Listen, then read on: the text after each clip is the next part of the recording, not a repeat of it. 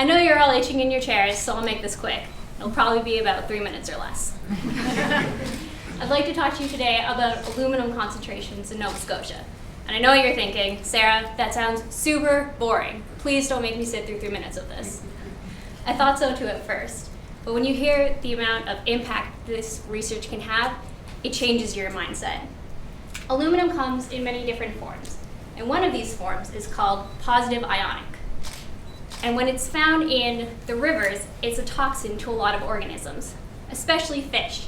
Fish have negative gills. If I was a fish, apparently these are my gills.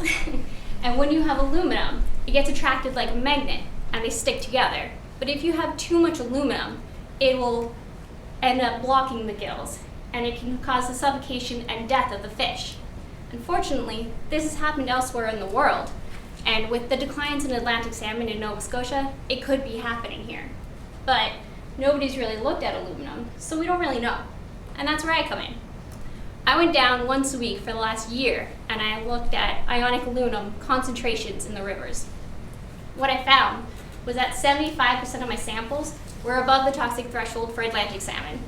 And unfortunately, 28% were at least twice the toxic threshold. So it doesn't look good. But I consider myself an optimist, and I always try to find a silver lining of hope in everything. So for this, I found two.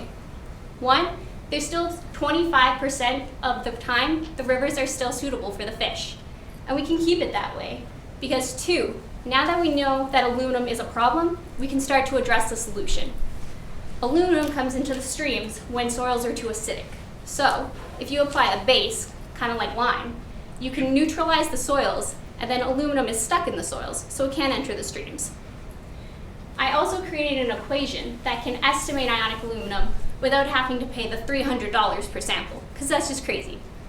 So I made it out of simple water characteristics like water temperature, something anybody could do. That way, it was a cheap method that anybody could use and apply to monitor ionic aluminum if they wanted to. So in the end, we know that there's a problem, but we also know that there's a possible solution, and there's a cheap way to monitor it. So if we can work together and apply my research, we have the ability to save a beautiful species from extinction. Thanks.